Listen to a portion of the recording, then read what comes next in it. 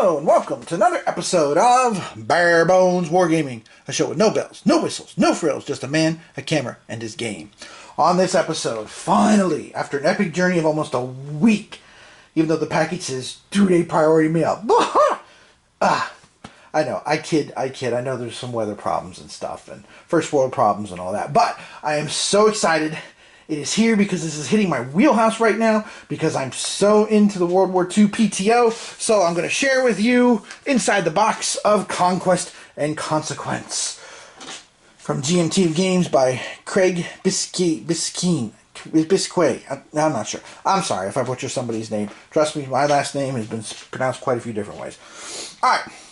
Now, as you all know, I enjoy Triumph and Tragedy a lot. I even designed a solo method, so stay tuned. I will come up with one for this, I'm sure, too. But let's go ahead and take a look inside this massive, if you look at this sucker's huge! Inside this massive box and see what we get this time. I have been looking forward to this since I discovered Triumph and Tragedy and then found out they're going to do a Pacific one. So, this might be a good year of Pacific ones. And that's something I was thinking about, too, here, guys, when I get the shrink wrap off, if the shrink wrap will cooperate. I was thinking about looking at some of the anticipated war games for this year. There's a list on Board Game Geek. And maybe going through and just sharing with you some of my most anticipated games for this coming year of 2022. A little bit earlier than I did last year. Last year I did it in May. Really should do it earlier than that. Alright. The shrink wrap is off the box. So let's take a look. Sound like Joe Piscopo with the whole buckwheat thing. If you're old enough to know what that is with Saturday Night Live, enjoy the chuckle. Okay, the back here, of course, this is a block game. Lots of good spaces there. In the Pacific, the cards look familiar. Awesome.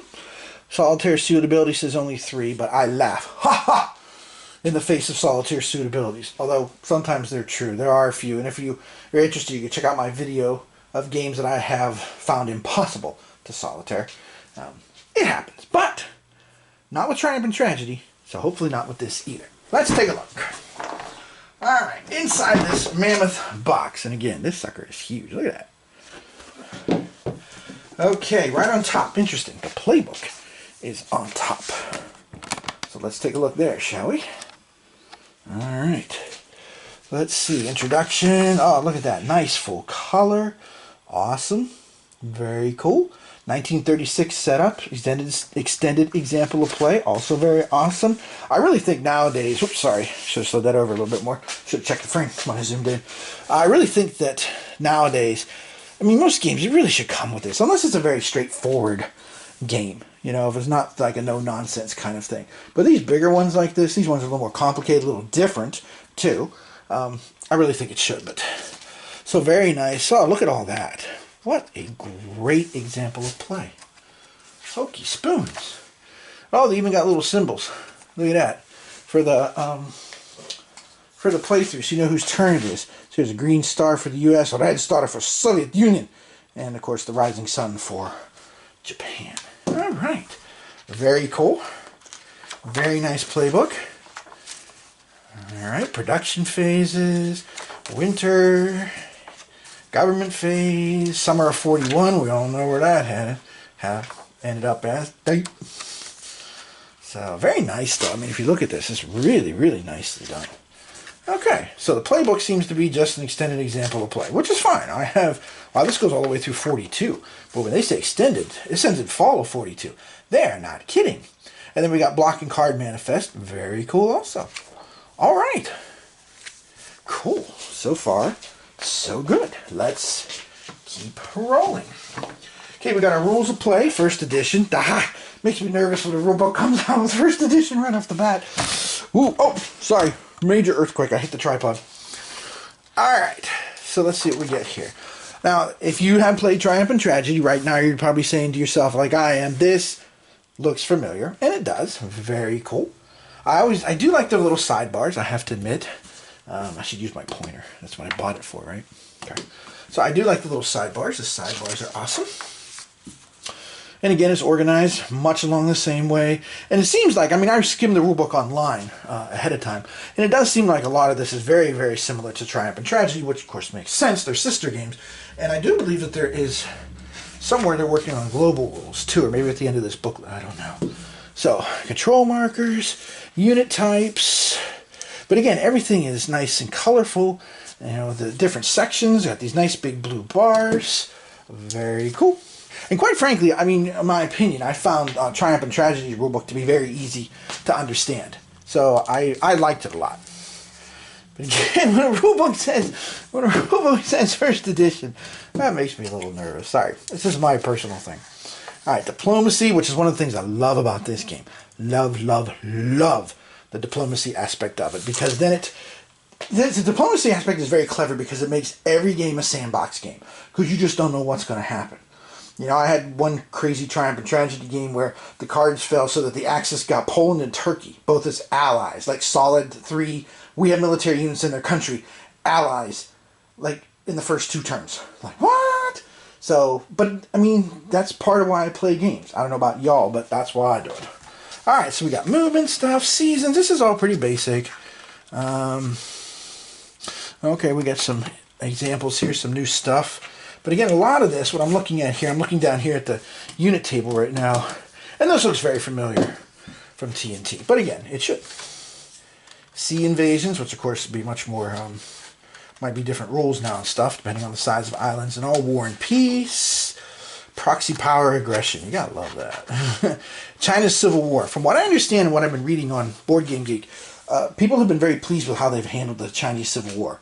One person even said that they made it a centerpiece of this, so that's cool. I'll be very curious to see how that plays out. I'm going to tell you all right now, too. First time I play this, you know what I'm doing? I'll stay in Manchuria, but I'm not going into China. China was quagmire, and not the good time from kind from Family Guy. All right. Okay.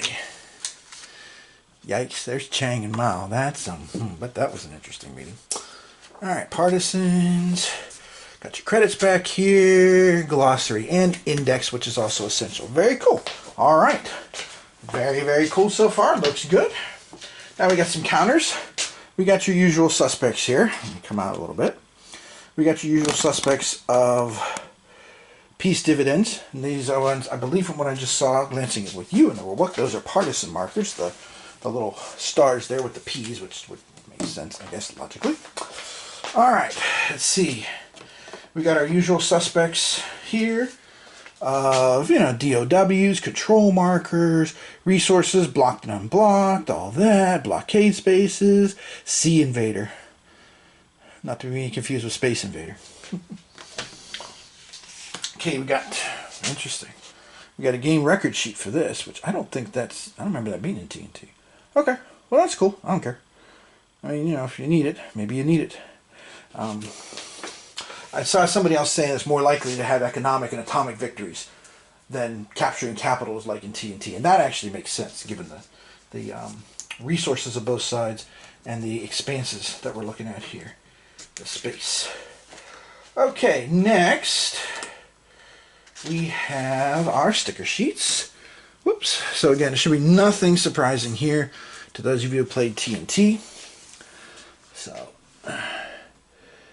there's some spare labels, always good. Although I have to admit, what I've found works really well with my block games when the stickers start to wear off. I went to Michael's and got those glue dots, the little tiny ones.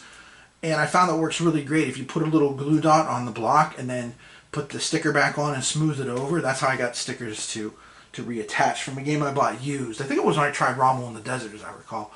And they were falling off, and that's how I got them to stick back on. And it worked really well. Then they stayed on there. So there's all our stickers. Okay.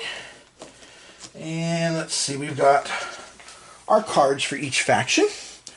There's the US one. Dun, dun, dun, dun, dun, dun. Okay. And again, this looks very much like the one you find. Oh, look at that, though. Neato. Wonder why they have the board there. I wonder if it's some kind of planning thing or something. Huh. I don't know. Like I said, this I will find a way to solo this. So if you're a solo wargamer and you're wondering how to solo this, just give me a little bit of time, because of course, as you can imagine, tonight this is on the table once I get people stickered, of course. So we got the map there, and then we got the back. Okay, very nice, very well organized. Cool. All the units, what they can do. And of course, we have a card not only for the US, but for Soviet Union, which is basically identical, except it says Soviet player aid. And then, of course, we have one for the Japanese. Alright, blocks. You want blocks? We got blocks. Lots and lots of blocks in here. They are the smaller kind instead of the big ones. Like the ones you might find with, I'm trying to think which games I'm thinking of, like the hold fast games have the bigger blocks, but these are smaller, which is cool. Let's take a look at the cards. Oh, dice. I never worry about the dice because I always provide my own. So I have my battle hardened veterans that I like to use them always for whichever faction I happen to be playing actively. Which is the way I made my solo system, so I could play actively any one of the 3 factions in TNT. So I'm going to strive to do that here too as well. Let's get the wrapping off the cards here. So let's see. So again, it should be nothing too surprising about this. You've got your wild cards. You've got your ones that are double-edged there, just like before. And of course, they have different times of the year, spring, summer. So if you're trying to do diplomatic influence earlier in the year, earlier in the war, I should say, because things do start with 1936. So, but again, I mean, a lot of these things I'm looking here at, they're all what we've seen before: birds of a feather, nationalism, intimidation. I did say birds of a feather already. There's another wild card I thought I saw. Ties the bind, that kind of thing. Okay, and of course, as you all know, what I will always do for you is let you know. Although today it's not such a big deal anymore. Used to be with some of the older games. But whoops, well, that one's ready to roll, isn't it? Ah, that sounds good. It looks good. Sounds good, and of course I'll be sleeving these almost instantly. Naturally enough. I think I have enough sleeves to do that. I have found as I've gotten older, as this year I'm going to turn 50, it's much easier for me to shuffle these things when they're sleeved. I gotta be honest, it's easier to get a grip. So that sounds good. That's a nice, they're flexible. Let's take a quick peek at the other deck, which of course is the tech deck here. Which again, it'd be interesting to see how they handle the tech, because you know, if the Japanese had decided to get on board the radar train earlier, you know, how could that have affected things in the long run? So, and, you know, stuff like that. But again, that's part of why I play these games, because this is what I love. I love exploring. I know it happened, and sometimes I want to know why it happened, but other times, yeah. Ah, they have incendiaries on this one. Very cool. The usual factory thing. You've got your green bannered ones, the different science levels there. Oh, interesting. Got an auto AA cannon for tech. Very cool. Atomic research. The bomb, Dimitri. Oh, interesting. Look at that. You have to get dive bombing. Whoa. So you don't... Whoa. That's pretty cool. Huh. Heavy bombers. Oh. Neat. Amphibious tanks. Huh.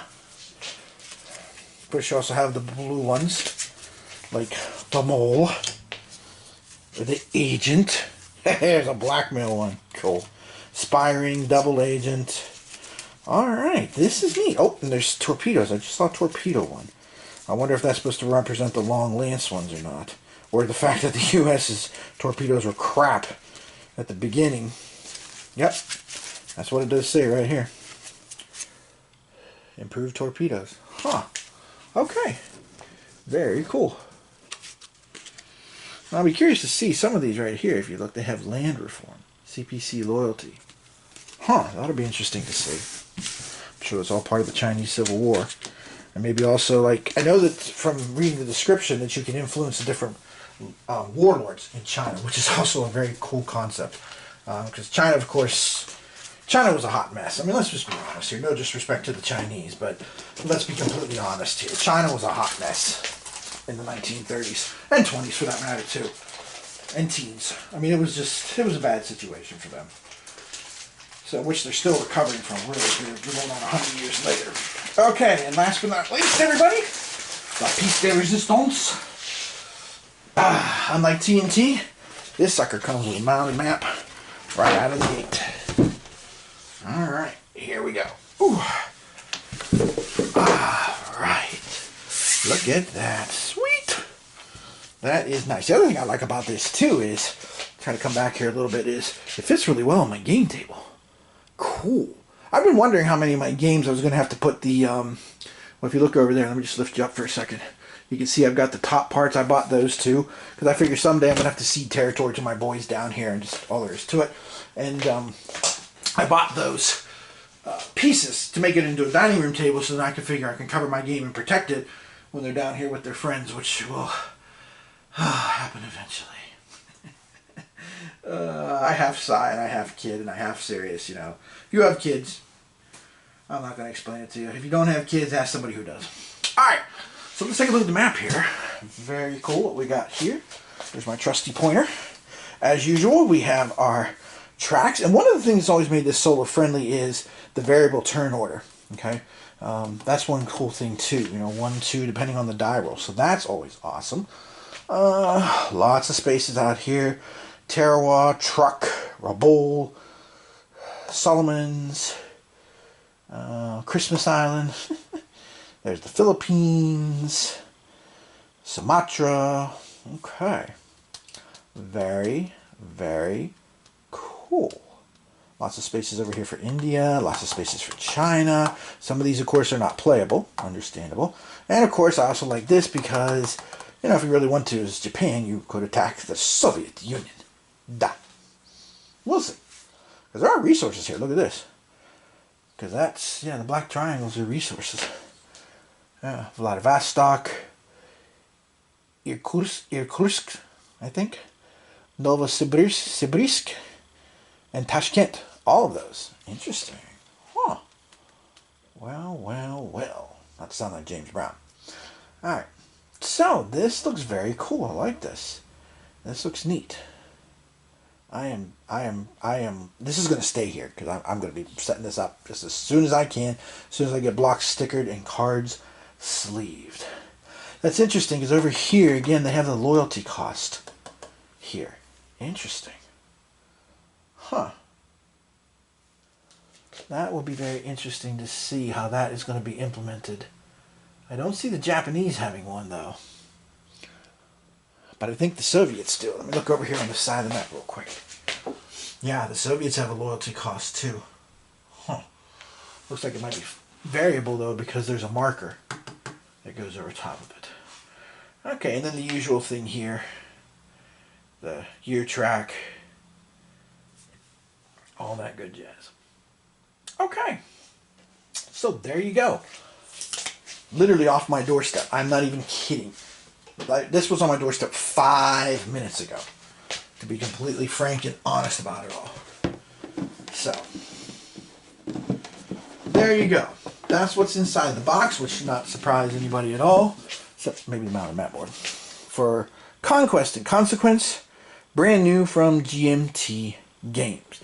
Now, next episode, I might have another unboxing for you. I forgot I did this Kickstarter card game, World War I card game. Because I'm always looking for lighter war games that I can play with my wife. Because she will play, you know, like lighter war games like I mentioned to you guys before. So I took a flyer on this. We'll see. I'm supposed to be coming later today too. So if it actually does show up, I will do an unboxing of that for you guys too. Although I think it's strictly a card game. But we'll see. We can still look at the materials. You can decide if you're interested. I couldn't find it on Board Game Geek, but that doesn't mean that it's not there. But it may not be because it's solely cards. So who knows for sure. Although, if it's a deck, I don't know if it's a deck builder. I really don't know. I took a flyer on it, to be completely frank and honest about it all. So, okay. So that is where we are. The only other thing I'll mention very quickly is this. Top secret. Is, as you guys know, I'm a huge fan of Tarawa 1943. And I'm trying to work on a little mini game with it for the landings around Florida Island at the beginning of the Solomon's campaign. Operation Shoestring, as the troops would call it. So I'm kind of working on that, trying to learn more about it, because I figure it's small enough. It'd be a way for me to test to see if I can do it, and also to then, you know, if it works, you know, maybe pitch it to Worthington and say, here's something I worked on. And it also could be a nice little intro thing. Although Terra 1943 is not terribly complicated, mind you. But, you know, more of a mini game if you don't want to spend as much time playing. So, that's my plan. We'll see if it works. I don't know. Maybe it will, maybe it won't. Remember, though, they have Iwo Jima and the pipe coming. And, of course, as soon as that shows up on Kickstarter, you know who's going to be there as one of the first backers. Spoiler alert, it's me. Alright, so there you go. That's one side of the box of Conquest and Consequence. And this is, as always, Tim Korchnite from Bare Bones Wargaming, saying thanks for watching, and I'll see you next time, either from that unboxing, or if I get time, or as soon as I get time, to start playing around with this. As soon as I feel comfortable with it, and whatever tweaks I might want to do for solo, I will definitely share a playthrough of this with y'all. Alright, as always, thanks for watching. See you next time.